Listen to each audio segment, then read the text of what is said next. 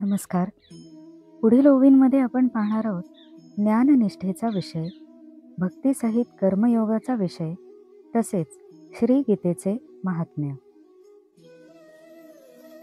ओवी क्रमांक 49. असक्त बुद्धी सर्वत्र जितात्मा विगत स्पृह नैष्कर्म्य सिद्धिं परमां संन्यासेनाधिगच्छति. अर्थात सर्वत्र आसक्तीरहित बुद्धी असलेला निस्पृह आणि अंतःकरण जिंकलेला मनुष्य सांख्य योगाने त्या श्रेष्ठ नैष्कर्म्य सिद्धीला प्राप्त होतो. ओवी क्रमांक 50. सिद्धिं प्राप्तो यथा ब्रह्म तथाप्नोति निबोध मे समासेनैव कौन्तेय निष्ठा ज्ञानस्य या परा. अर्थात हे कुंतीपुत्रा, जी ज्ञानयोगाची अंतिम स्थिती आहे त्या नैष्कर्म्य सिद्धीला ज्या रीतीने प्राप्त होऊन मनुष्य ब्रह्माला प्राप्त होतो ती रीत थोडक्यात तू माझ्याकडून समजून घे. ओवी क्रमांक 51, 52 आणि 53. बुद्धया विशुद्धया युक्तो धृत्यात्मानं नियम्य च शब्दाब्दीन् विषयान् त्यक्त्वा रागद्वेषौ व्युदस्य च विविक्तसेविलघ्वाशी यत वाक्कायमानस ध्यानयोगपरो नित्यं वैराग्यं समुपाश्रित. अहंकारं बलं दर्पं कामं क्रोधं परिग्रहं विमुच्य निर्मम शांतो ब्रह्मभूयाय कल्पते. अर्थात विशुद्ध बुद्धीने युक्त, हलके, सात्विक आणि नियमित भोजन घेणारा, शब्दादी विषयांचा त्याग करून एकांतात शुद्ध ठिकाणी राहणारा, सात्विक धारणाशक्तीने अंतःकरण व इंद्रियांवर संयम ठेवून मन, वाणी व शरीर ताब्यात ठेवणारा, रागद्वेष पूर्णपणे नाहीसे करून चांगल्या प्रकारे दृढ वैराग्याचा आश्रय घेणारा, अहंकार, बळ, घमेंड, कामना, राग, संग्रह वृत्ती यांचा त्याग करून नेहमी ध्यानयोगात तत्पर असणारा, ममतारहित व शांतियुक्त असा पुरुष सच्चिदानंद घन ब्रह्मामध्ये एकरूप होऊन राहण्यास प्राप्त होतो. ओवी क्रमांक 54. ब्रह्मभूत प्रसन्नात्मा न शोचति न कांगति सम सर्वेषु भूतेषु मद्भक्तिं लभते पराम. अर्थात मग तो सच्चिदानंद घन ब्रह्मात तद्रूप झालेला प्रसन्न चित्ताचा योगी कशाबद्दलही शोक करीत नाही आणि कशाचीही इच्छा करीत नाही. अशा सर्व प्राण्यांच्या ठिकाणी समभाव बाळगणारा योगी माझ्या पराभक्तीला प्राप्त होतो. ओवी क्रमांक 55. भक्त्या मामभिजानाति यावान्यश्चास्मि तत्वता ततो मा तत्वतो ज्ञात्वा विशते तदनंतरम.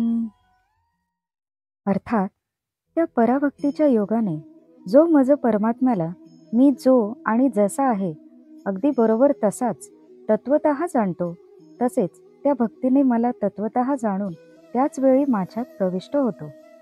ओवी क्रमांक 56. सर्व कर्म्याण्यपि सदा कुर्वाणो मद्व्याप्राश्रय मत्प्रसादात् वाप्नोति शाश्वतं पदमव्ययम्. अर्थात माझ्या आश्रयाने राहणारा कर्मयोगी सर्व कामे नियमित करीत असला तरी माझ्या कृपेने सनातन अविनाशी परमपदाला प्राप्त होतो. ओवी क्रमांक 57. चेतसा सर्व कर्माणि मयि संन्यस्य मत्पर बुद्धियोगमुपाश्रित्य मच्चित सततं भव. अर्थात सर्व कर्मे मनाने माझ्या ठिकाणी अर्पण करून तसेच समबुद्धिरूप योगाचा अवलंब करून मतपरायण आणि निरंतर माझ्या ठिकाणी चित्त असलेला हो. ओवी क्रमांक 58.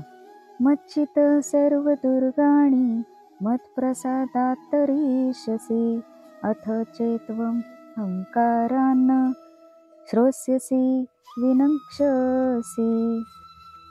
अर्थात वर सांगितल्याप्रमाणे माझ्या ठिकाणी चित्त ठेवल्याने तू माझ्या कृपेने सर्व संकटातून सहज पार होशील आणि जर अहंकारामुळे माझे सांगणे न ऐकशील तर नष्ट होशील, अर्थात परमार्थाला मुकशील. ओवी क्रमांक 59. यदहंकारमाश्रित्य न योत्स्य इति मन्यसे मिथ्येष व्यवसायस्ते प्रकृतिस्त्वानियोक्षति. अर्थात तू अहंकार धरून मी युद्ध करणार नाही असे मानतोस, तो तुझा निश्चय व्यर्थ आहे, कारण तुझा स्वभाव तुला जबरदस्तीने युद्ध करावयास लावेल. ओवी क्रमांक 60. स्वभावजेन कौन्तेय निबद्ध स्वेन कर्मणा कर्तुं नेच्छसि यन्मोहात् करिष्यस्य वशोऽपि तत्. अर्थात हे कुंतीपुत्र, जे कर्म तू मोहामुळे करू इच्छित नाहीस तेही आपल्या पूर्वकृत स्वाभाविक कर्माने बद्ध असल्यामुळे पराधीन होऊन करशील. ओवी क्रमांक 61. ईश्वर सर्वभूतानां हृद्देशेऽर्जुन तिष्ठति भ्रामयन् सर्वभूतानि यंत्रारूढानि मायया. अर्थात हे अर्जुना, अंतर्यामी परमेश्वर आपल्या मायेने शरीररूप यंत्रावर आरूढ झालेल्या सर्व प्राण्यांना त्यांच्या कर्मानुसार फिरवीत सर्व प्राण्यांच्या हृदयात राहिला आहे. ओवी क्रमांक 62. तमेव शरणं गच्छ सर्वभावेन भारत तत्प्रसादात् परां शांतिं स्थानं प्राप्स्यसि शाश्वतम्. अर्थात हे भारता, तू सर्व प्रकारे त्या परमेश्वराला शरण जा. त्या परमेश्वराच्या कृपेनेच तुला परम शांती आणि सनातन परमधाम मिळेल. ओवी क्रमांक 63. इति ते ज्ञानमाख्यातं गुह्यात् गुह्यतरं मया विमृशेत तदशेषेण यथेच्छसि तथा कुरु. अर्थात अशा प्रकारे हे गोपनीयहूनही अति गोपनीय ज्ञान मी तुला सांगितले. आता तू या रहस्यमय ज्ञानाचा संपूर्णपणे चांगला विचार करून मग जसे तुला आवडेल तसेच कर. ओवी क्रमांक 64. सर्वगुह्यतमं भूय शृणु मे परमं वच इष्टोऽसि मे दृढमिति ततो वक्ष्यामि ते हितम्. अर्थात सर्व गोपनीयाहून अति गोपनीय असे माझे परम रहस्ययुक्त वचन तू पुन्हा ऐक.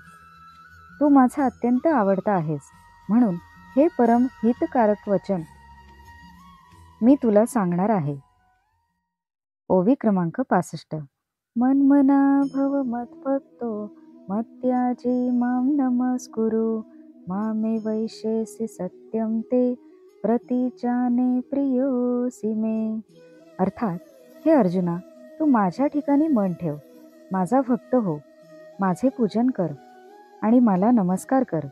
असे केले असता तू मलाच येऊन मिळशील, हे मी तुला सत्य प्रतिज्ञापूर्वक सांगतो, कारण तू माझा अत्यंत आवडता आहेस.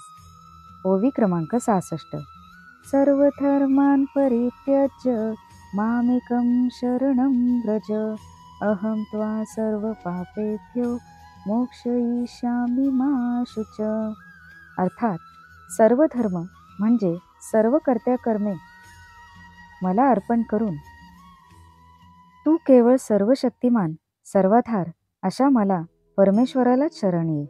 मी तुला सर्व पापांपासून सोडवेन, तू शोक करू नकोस. ओवी क्रमांक 67. इदं ते नातपस्काय ना भक्ताय कदाचन न चाशुश्रूषवे वाच्यं न च मां योऽभसूयति.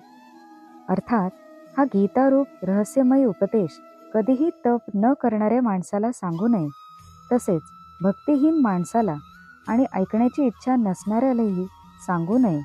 त्याचप्रमाणे माझ्यामध्ये दोष पाहणाऱ्याला तर कधीही सांगू नये. ओवी क्रमांक 68.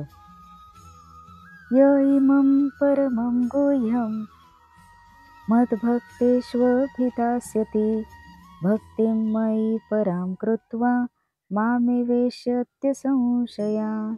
अर्थात जो पुरुष माझ्या ठिकाणी परमप्रेम ठेवून हे परम रहस्ययुक्त गीताशास्त्र माझ्या भक्तांना सांगेल तो मलाच प्राप्त होईल, यात मुळीच शंका नाही.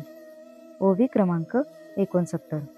न च तस्मान् मनुष्येषु कश्चिन्मे प्रियकृत्तम भविता न च मे तस्मात् अन्य प्रियतरो भुवि. अर्थात माझे अत्यंत प्रिय कार्य करणारा त्याच्याहून अधिक मनुष्यात कोणीही नाही. तसेच पृथ्वीवर त्याच्याहून अधिक मला प्रिय दुसरा कोणी भविष्यकाली होणारही नाही. ओवी क्रमांक 70. अथेष्यते च य इमं धर्म्यं संवदमावयो ज्ञानयज्ञेन तेनाहमिष्ट स्यामिति मे मती. अर्थात जो पुरुष आम्हा दोघांच्या धर्ममय संवादरूप या गीताशास्त्राचे अध्ययन करील त्याच्याकडूनही मी ज्ञानयज्ञाने पूजित होईन, असे माझे मत आहे. ओवी क्रमांक 71. श्रद्धावान नसूयश्च शृणुयादपि यो नर सोऽपि मुक्तशुभान् लोकान् प्राप्नुयात् पुण्यकर्मणाम्. अर्थात जो मनुष्य श्रद्धायुक्त होऊन दोषदृष्टी न ठेवता या गीताशास्त्राचे श्रवण करेल तोही पापांपासून मुक्त होऊन पुण्यकर्मे करणाऱ्यांच्या श्रेष्ठ लोकांना प्राप्त होईल. ओवी क्रमांक 72. कच्चिदेतच्युतं पार्थ त्वयेकाग्रेण चेतसा कच्चित् ज्ञानसम्मोहं प्रनष्टस्ते धनंजय. अर्थात हे पार्था, हे गीताशास्त्र तू एकाग्र चित्ताने ऐकलेस का? आणि हे धनंजया, तुझा अज्ञानातून उत्पन्न झालेला मोह नाहीसा झाला का? अर्जुन उवाच. ओवी क्रमांक 73. नष्टो मोहस्मृतिर्लब्धा तत्प्रसादान्मयाच्युत स्थितोऽस्मि गतसन्देह करिष्ये वचनं तव. अर्थात अर्जुन म्हणाला, हे अच्युता, आपल्या कृपेने माझा मोह नाहीसा झाला आणि मला स्मृती प्राप्त झाली. आता मी संशयरहित होऊन राहिलो आहे, म्हणून मी आपल्या आज्ञेचे पालन करीन. संजय उवाच. ओवी क्रमांक 74. इत्यहं वासुदेवस्य पार्थस्य च महात्मनः संवादमिमम श्रौषम् अद्भुतं रोमहर्षणम्. अर्थात संजय म्हणाला, अशा प्रकारे मी श्री वासुदेव आणि महात्मा अर्जुन यांचा हा अद्भुत रहस्यमय रोमांचकारक संवाद ऐकला. ओवी क्रमांक 75. व्यासप्रसादच्युतवा नेतद्गुह्यमहं परं योगं योगेश्वरात् कृष्णात् साक्षात् कथयत स्वयं. अर्थात श्री व्यासांच्या कृपेने दिव्य दृष्टी मिळवून मी हा परम गोपनीय योग अर्जुनाला सांगत असताना स्वतः योगेश्वर भगवान श्री कृष्णांकडून प्रत्यक्ष ऐकला आहे. ओवी क्रमांक 76. राजन् संस्मृत्य संवादमिमम् अद्भुतं केशवार्जुनयो पुण्यं हृष्यामि च मुहुर्मुहुः. अर्थात महाराज, भगवान श्रीकृष्ण आणि अर्जुनाचा हा रहस्यमय कल्याणकारक आणि अद्भुत संवाद पुन्हा पुन्हा आठवून मी वारंवार आनंदित होत आहे.